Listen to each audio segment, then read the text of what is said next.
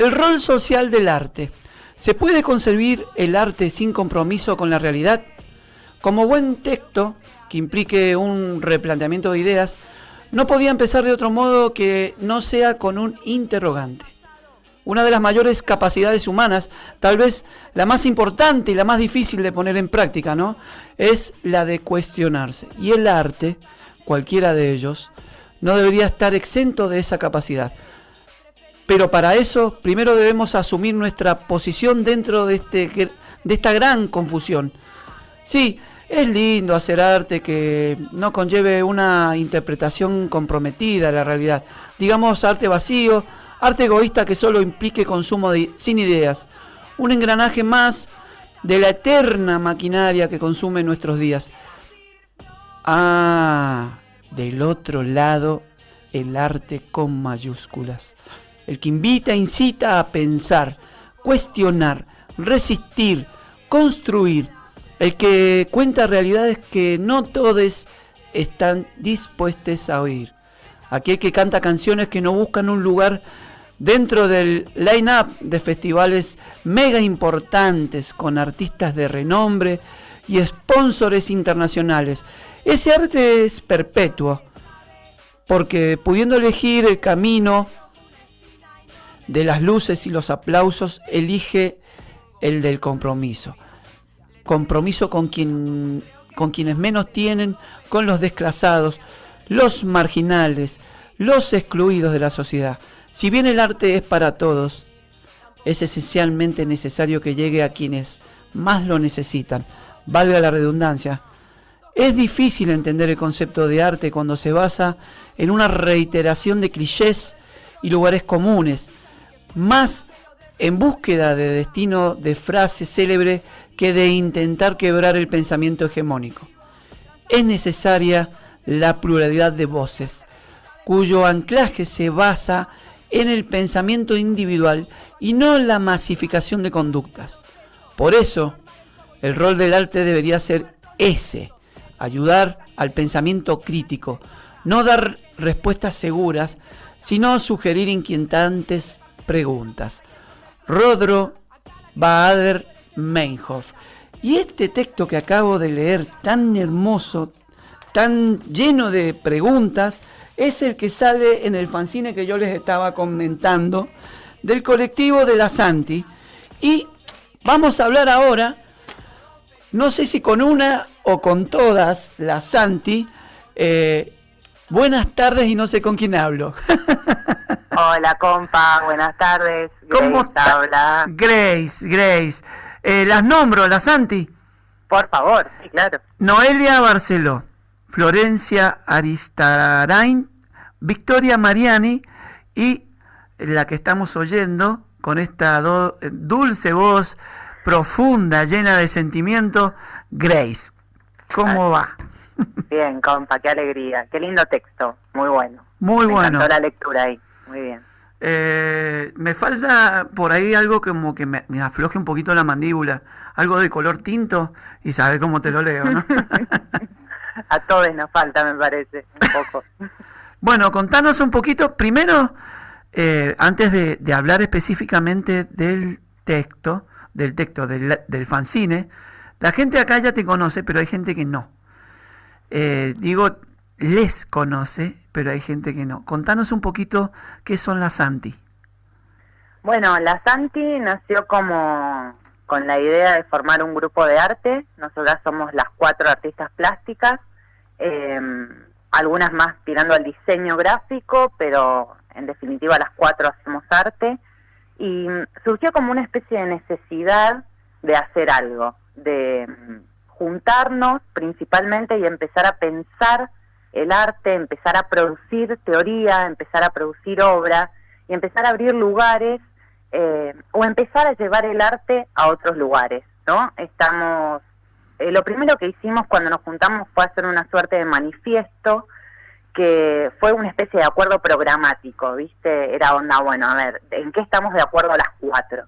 Y una de las cosas que salió, de la que no nos arrepentimos, fue nunca ingresar con nuestras obras a los lugares institucionalizados.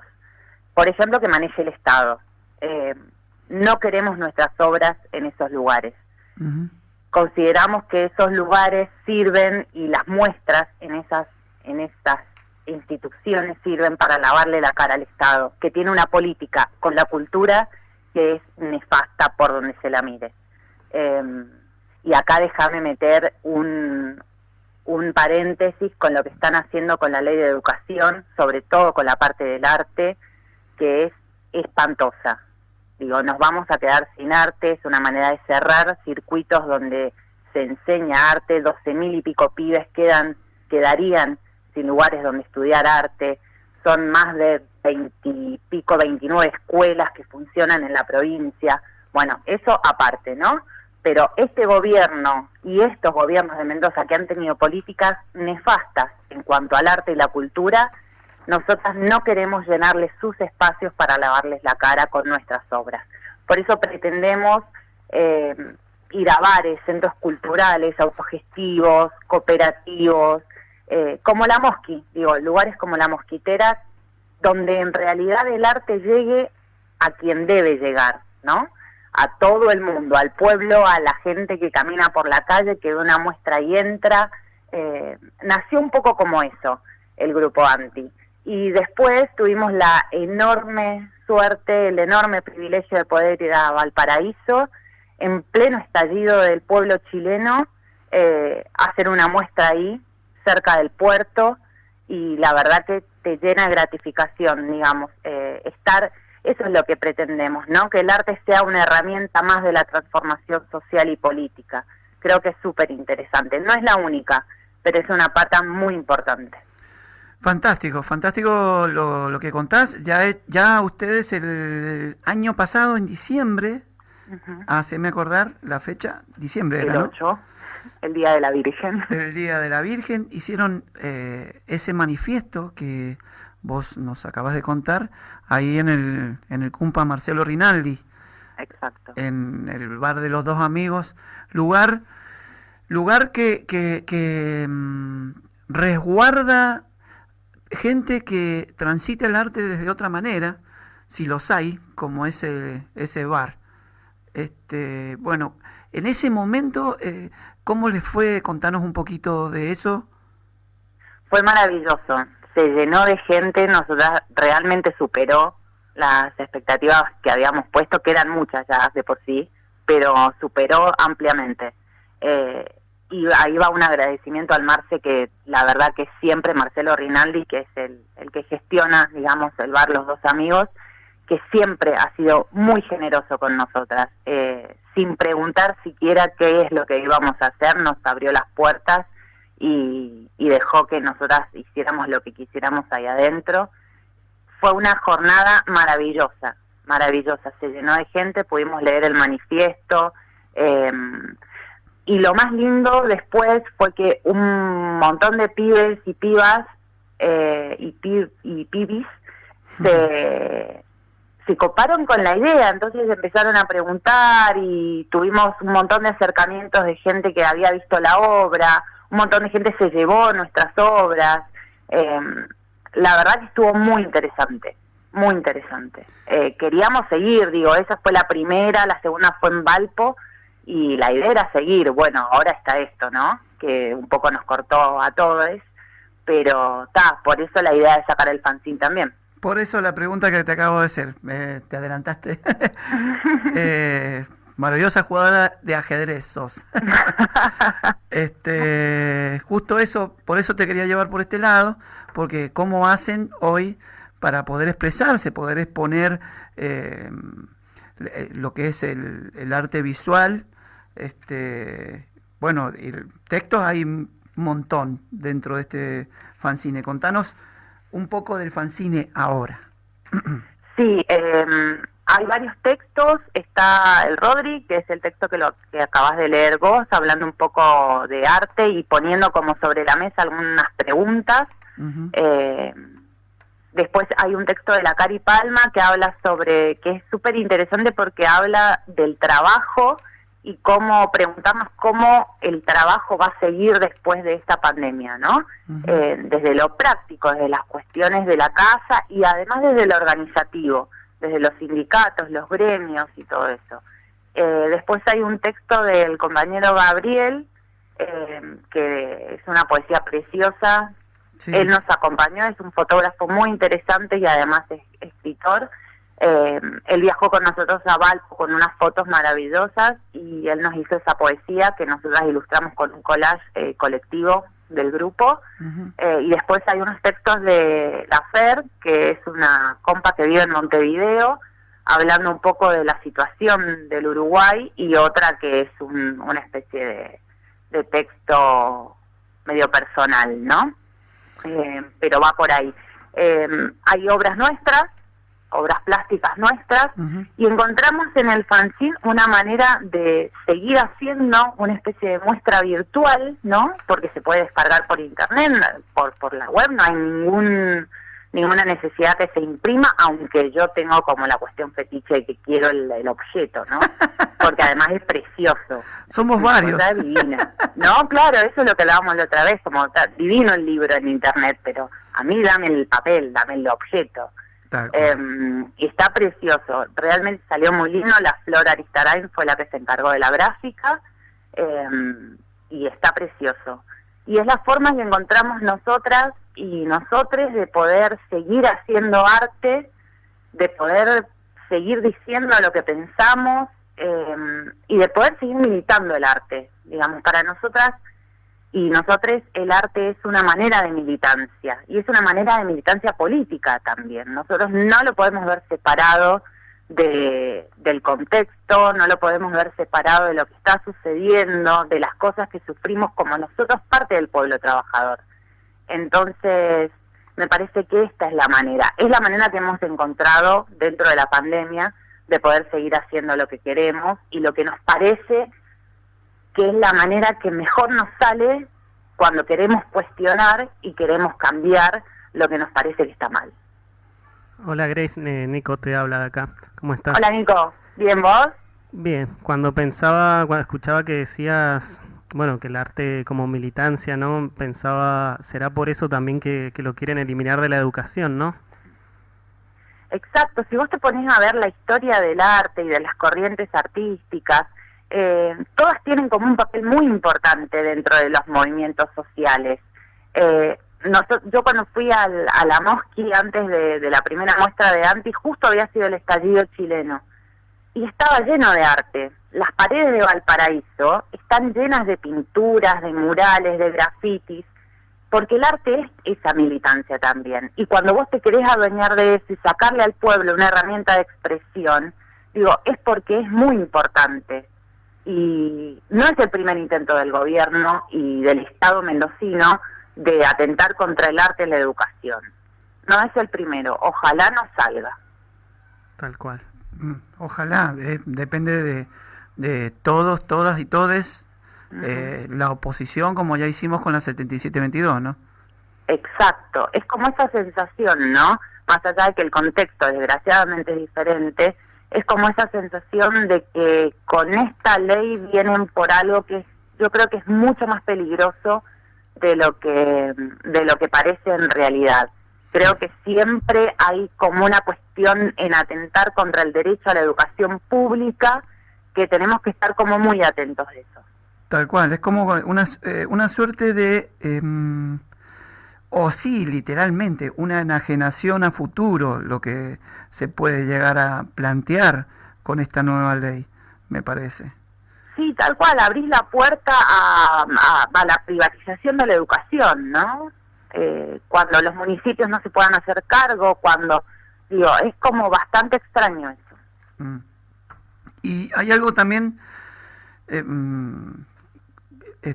bueno, sigamos hablando de esto, pero porque me interesa mucho el tema, por el tema de la ley de educación, ¿no? El espíritu o la idea con la que plantearon la modificación de la ley, la 7722, digo el espíritu en cuanto a la actitud. Y lo que está pasando hoy con la ley de educación es exactamente lo mismo. Sí, son esas leyes o modificaciones de leyes o leyes nuevas que siempre se discuten a espaldas del pueblo.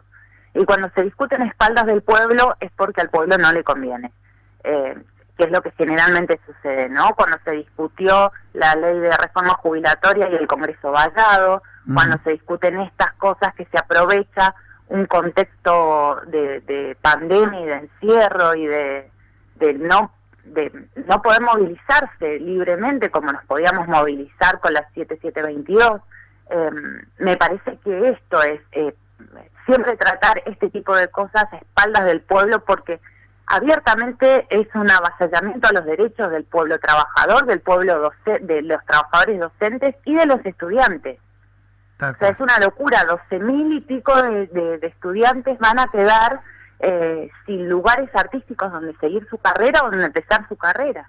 Tal cual, y estamos hablando de los pibes, las pibas y les pibes, estamos hablando de esos 12.000, porque después están todos los otros ambientes, la educación en contexto de cierre, los adultos, no sé si se me escapa alguno más.